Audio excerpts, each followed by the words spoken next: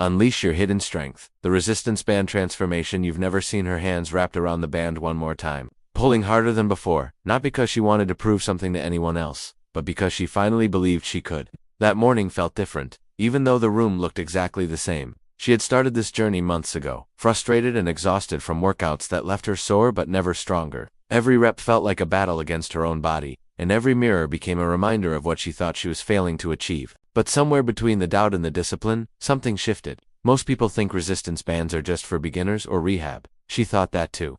In her mind, real strength came from heavy iron, loud gyms, and pushing until something hurt. So when her trainer handed her a simple fabric loop and told her to try it for a week, she almost laughed. How could something so light possibly change anything? But what happened next changed everything. The first pull felt awkward, almost too easy. She wondered if she was wasting her time. Then she felt it not in her shoulders or her arms, but deep in her core, stabilizing muscles she didn't even know existed.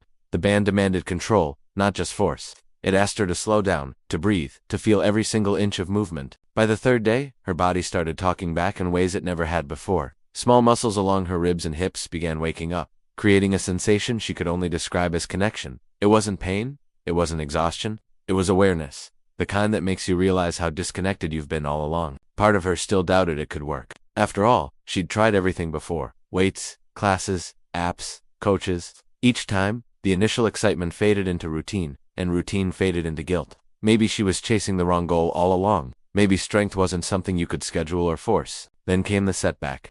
A week into her new routine, she woke up with a sharp pain in her lower back, the kind that makes you question whether you should move at all. She thought about giving up, about going back to nothing, because at least nothing didn't hurt. But instead, she did something different. She listened. She grabbed the lightest band she had, barely any resistance at all, and moved through the simplest motions she could imagine. No ego, no intensity, just breath and intention. And somehow, her body responded not with more pain, but with relief.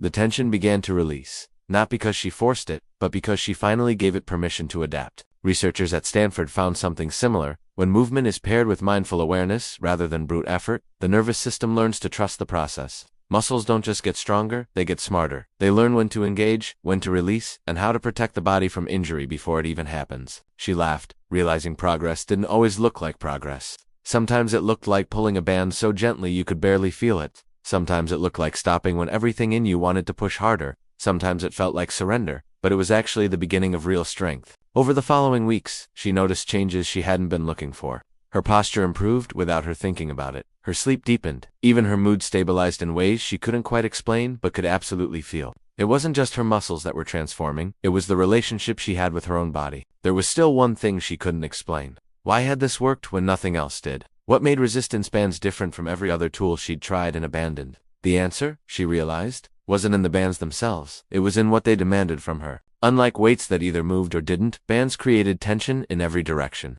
They forced her to stabilize, to balance, to engage muscles she'd been ignoring for years. They turned every movement into a full-body conversation, not just an isolated task. And because they were portable, affordable, and almost invisible, they removed every excuse she'd ever used to avoid showing up. But what surprised me most wasn't just how resistance bands improved my experience with building functional strength, but how everything started to feel different. Once I switched to the right method, I wasn't expecting such a clear change. And honestly, I tested it more than a few times before I figured out what really worked. This isn't a promotion, just sharing real results that made a noticeable difference for me. I'll leave the link below if you want to explore what I mean. She learned that strength isn't always loud. It doesn't always happen in packed gyms or under fluorescent lights. Sometimes it happens in a living room at dawn, with nothing but a band, a breath, and the willingness to try again.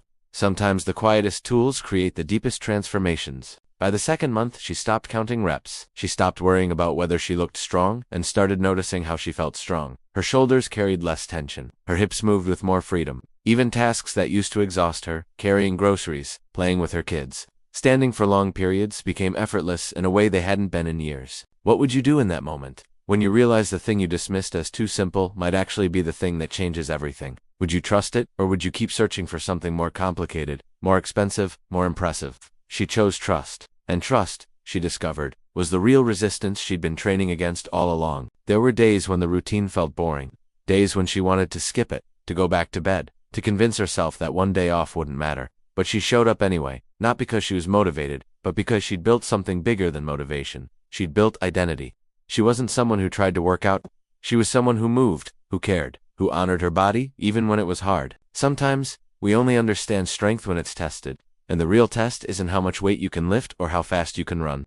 It's whether you can show up for yourself when no one else is watching. One morning, about 3 months in, she caught her reflection in the hallway mirror. Not the full-length gym mirror she used to stare into with judgment, but the small, ordinary one by the door. She wasn't flexing, she wasn't posing. She was just standing there, tying her shoes, getting ready to start her day. And in that unguarded moment, she saw it. The shift wasn't just physical, it was deeper than that. Her body looked different. Yes, leaner, more defined, more alive. But that wasn't what stopped her. It was the expression on her face. The ease. The quiet confidence. The absence of the constant internal battle she'd been fighting for years. She looked like someone who liked herself. And that, more than any muscle or measurement, was the transformation she'd been searching for all along. The science behind resistance training isn't new, but the way most people approach it is stuck in an outdated mindset. We've been taught to think of exercise as punishment, as something we have to endure to earn the body we want. But movement isn't punishment, it's communication. It's how your body tells you what it needs, what it can do, and what it's ready to become. Resistance bands offer something unique in that conversation, because the resistance increases as you stretch them. They match your strength curve naturally.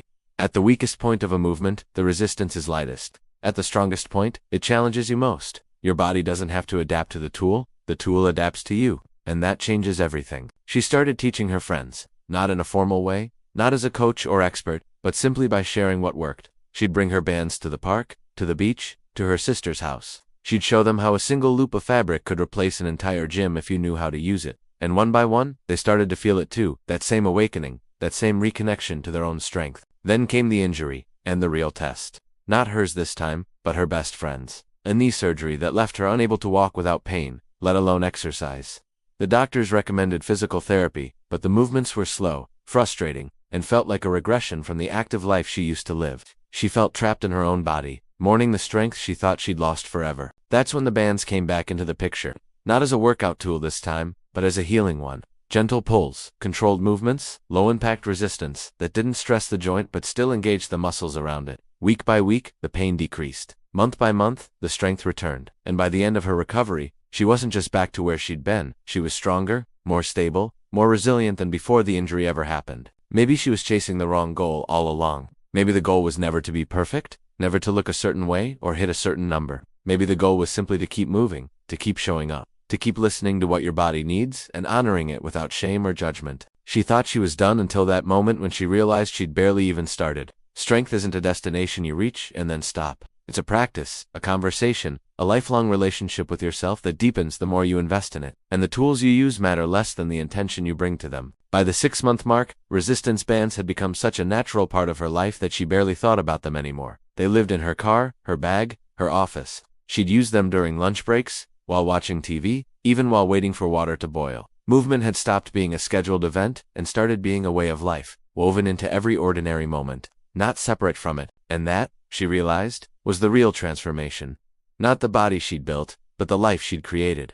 One where strength wasn't something she chased or forced, but something she cultivated with patience, consistency, and grace.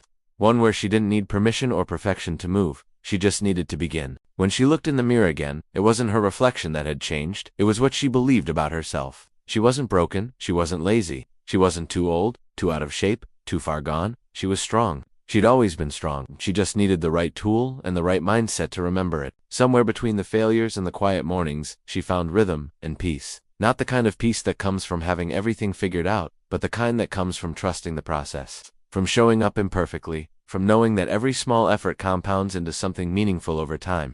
Tell us what part of this story resonated most, and where you're watching from. See you in the next video.